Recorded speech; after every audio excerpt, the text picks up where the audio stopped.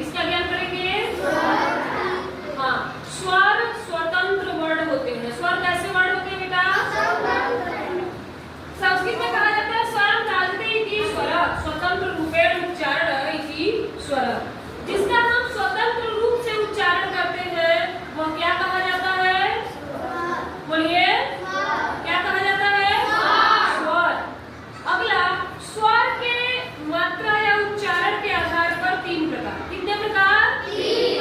फिर से सुनिएगा, स्वर के मात्रा या उच्चारण के आधार पर कितने प्रकार? 3 प्रकार। पहला ह्रस्व स्वर, बोलिए दीर्घ, तीसरा प्लुत स्वर। चलिए सब लोग एक साथ बोलेंगे। पहला ह्रस्व स्वर, दूसरा तीसरा। अब ध्यान से सुनिएगा बेटा, ह्रस्व स्वर का मतलब होता है जिसे बोलने में एक मात्रा का समय लगे, यानी सबसे कम समय लगे। बोलिए, जिसे बोलने में एक मात्रा का समय लगे या सबसे कम समय लगे। जैसे अ, ई, उ, री, ली। बोलिए,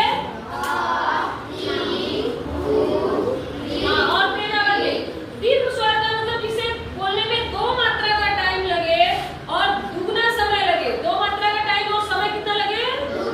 हाँ, जैसे आ, ई, उ, री, ए, आई, ओ, औ, अं, अह।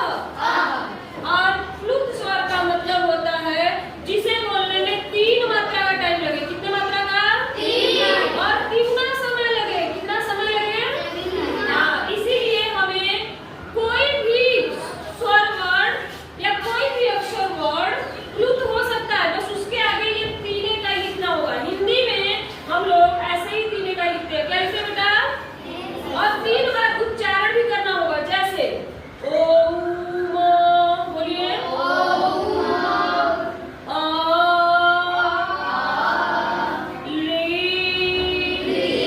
मतलब 3 बार उच्चारण करना होगा। कितनी बार? 3 बार। इसे संस्कृत में कहते हैं प्लुत स्वर। क्या कहते हैं? प्लुत स्वर। हमारा जो अयोगवाह है, इसे भाषा वैज्ञानिकों ने स्वर की श्रेणी से निकाल के नया नाम दे दिया है अयोगवाह। संस्कृत में उसी को रक्त वर्ण कहते हैं। संस्कृत में उसी को क्या कहते हैं? हिंदी में अयोगवाह, हिंदी में लेकिन संस्कृत में रक्त वर्ण। और इसकी संख्या हिंदी में 2 होता है लेकिन संस्कृत में 4 होता है। उपपादनानिया और जीवामूली को भी शामिल किया गया है। अभी आप छोटे हो, बस सुन लो, फिर से बस सुनो। हिंदी में अयोगवाहों की संख्या 2, लेकिन संस्कृत में कितने? 4। संस्कृत में कितने? 4। फिर ऐसे में अभी क्वेश्चन वाइज दिखाऊंगी स्वर के प्रकार, स्वर की संख्या, तो हम बता देंगे। ठीक है? तो अयोगवाह वर्ण वे वर्ण होते हैं जो ना ही स्वर होते हैं ना ही ये अपने आप को किसी में जुड़ के बस बुआते हैं। इनका कोई मतलब नहीं होता है। जैसे हमारे संस्कृत या हिंदी में अ का मतलब होता है कुछ, क्योंकि अ का कोई स्पेसिफिक मात्रा नहीं होता है, लेकिन आ का मात्रा होता है एक खड़ी पाई। ऐसे ही जब पहले से कम या मिला है तो एक स्वर पहले से है, बस हम लोग अयोगवाह का मतलब इस पे लाके घुमा देते हैं। जैसे अगर हमें कम लिखना है तो ऊपर बिंदी, लेकिन क में अंक की मात्रा डायरेक्ट लगा दी है और नहीं लगा, क्योंकि अ पहले से था। समझ में आया? तो बस वही तो रहा है कम। अब वही बात अगर इसको कम कहना पड़े तो बस हम लोग कह देते हैं कह, क्योंकि क में आ पहले से है, इसीलिए अपने आप को घुमाता है। ना ही स्वर की श्रेणी में रखा गया है ना ही व्यंजन। तो एक नया नाम भाषा वैज्ञानिकों ने दे दिया, क्या? अयोगवाह।